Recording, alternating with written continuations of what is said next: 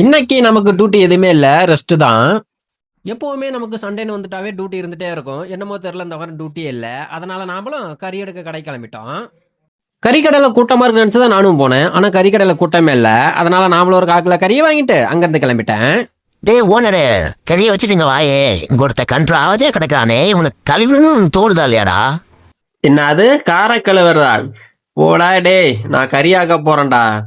டேய் ஓனரு, இந்த காரு முக்கியமா இல்ல அந்த கறி முக்கியமான நீயே முடிவு நிக்கிறா? டேய் கறி தாண்டா முக்கியம், காரெல்லாம் கழுவ முடியாது. உன்னால முடிஞ்சதை பார்த்துக்கடா, போடா. டேய் திமிராவா பேசிட்டு போற? திரும்ப உன்னை எப்படி வர வைக்கணுங்கிற ரகசியம் எனக்கு தெரியும்டா, நான் பாத்துக்கிறேன். இனிமே நம்மளும் இந்த டிராவல் விளாக்லாம் விட்டுட்டு சமையல் விளாக் தான் பண்ண போறேன். ஏன்னா அதுக்கு தான் வியூஸ் எல்லாம் அதிகமாக போகுது. நானும் நிறைய வீடியோ பார்த்துருக்கேன். நானும் கறிக்கு வேண்டிய அளவுக்கு வெங்காயம் தக்காளியில வெட்டி எடுத்துக்கிட்டேன். அப்படியே தேவைப்படுற அளவுக்கு தேங்காயும் துரி எடுத்துக்கிட்டேன். அப்புறம் என்ன, நம்மளும் வழக்கமாக வடச்சட்டி எடுத்து அடுப்பில் வச்சு பற்ற வச்சுக்கலாம்.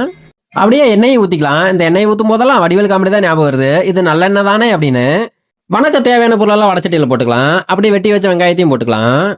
அப்புறம் என்ன, எல்லாமே நல்லா வணங்கினதுக்கப்புறம் மிக்சியில் போட்டு நாமளும் அரைச்சி எடுத்துக்கலாம். இன்னைக்கு மணக்க மட்டன் குழம்பு செய்ய போகிறோம். எப்படி செய்யணும்னு பார்ப்போம் வாங்க.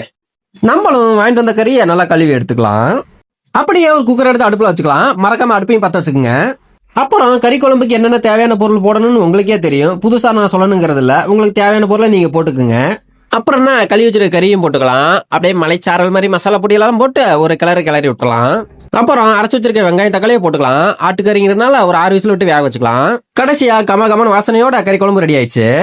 ஃபைனலா நம்மள சமைச்சு முடிச்சிட்டோம். இப்ப சாப்பிட்டு பார்த்துட்டு டேஸ்ட் எப்படி இருக்குன்றத சொல்றேன். எல்லாரும் வாங்க.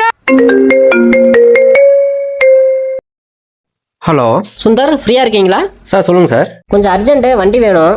உடனே வேணுங்களா? ஒரு 1/4 மணி நேரத்தில் வண்டி வேணும் சார். 2 நிமிஷத்துல சாப்பிட்டு வந்துடுறேங்க சார். அந்த வேலை ஹோட்டலில் சாப்பிட்டுக்கலாம் வாங்க. போகிற வழியில் சாப்பிட்டுக்கலாங்களா? ஆமாம் வாங்க, என்ன நாங்களுமே சாப்பிடல, போகிற வழியில் சாப்பிட்டுக்கலாம். சரிங்க சார், இந்த உடனே வராங்க. Hello there. என்ன தம்பி, என்ன ஆச்சு? அப்படியே ஆட்டுக்கறி வாங்கி ஆட்டிக்கிட்டு போனீங்க, கை கெட்டினது வாய் கேட்டலையா? இதுக்கு தான் அண்ணன் பேச்ச கேட்கணுங்கிறது. இப்ப என்னாச்சு பாத்தியா? கஸ்டமரோட பியூர் வெஜிடேரியன் கஸ்டமர் ஆமுல்ல. கவலைப்படாம வா, தக்காளி சோறா தயிர் சோறா கிடைக்காமையா போயிட போகுது.